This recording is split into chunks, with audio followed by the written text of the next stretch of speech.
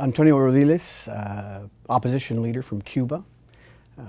Great pleasure to have you here in Washington. I think it's extraordinarily important that the people here in the United States, and for that matter around the world, continue to care about what's happening in Cuba and be more and more informed. Tell us a little bit about a historic meeting you had with President Barack Obama in Havana recently. Tell us a little bit about your exchange, his reaction, whether that gave you hope as someone advocating change in Cuba. Well, thanks for the invitation to be talking to your audience and to be talking about that important issue, that important situation that we are facing in Cuba. Well, I think that the historical meeting was a good opportunity to tell directly to the president what we see is happening right now in our country. I think we are facing a really critical situation. Almost after 60 years, the regime is trying to change in order to transfer the power to their family. Here we are facing a kind of tropical dynasty from Raúl Castro to his son. We want to give the clear idea to the president that we are really concerned about that the regime can do that. We want to stop this plan. And that's why we were talking with him about what we think that we need also as a Cuban opposition and also as a Cubans in order to avoid that and to take our country in the direction of a real democracy and to establish in our country a rule of law.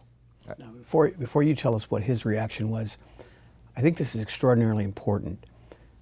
The impression that the American people was given is that the president's change in policy, his engagement of the regime, increased the chances of some sort of economic and political opening and increased the chances of a transition beyond the Castros. But you're actually talking that in recent months, really, since the president's initiative, the Castros have sort of introduced this plan B, this dynastic transition. That's, I think, extraordinarily important. What was the president's reaction when you raised these issues with him? He was listening. He was listening to all the people that were in the place, especially Berta Soler, another person that he's a fighter for freedom too. And she is also inside of the Forum for the Rights and Freedom. This is the political platform where we are together. She was giving also a strong message about the violation of the human rights. And he was listening all the message from all different peoples. And he was mentioning that the compromise that the U.S. has with the promotion of the human rights, the defense of the human rights.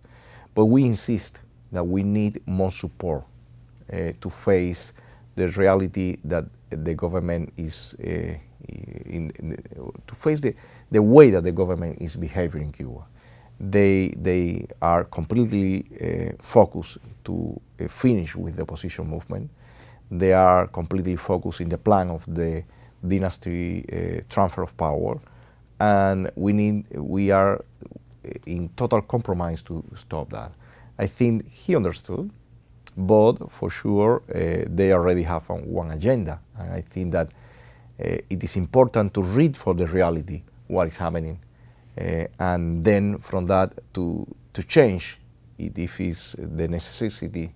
And I think that it is important that the president can listen, that probably they have some plans, they have some idea about what they want to provoke in the Cuban society, but right now we understand that the regime is the one that is taking more advantage of the new policy.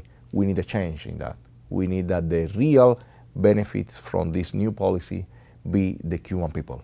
And we are focused to engage the American government to be involved in the kind of change that is to provoke a real change to democracy in Cuba.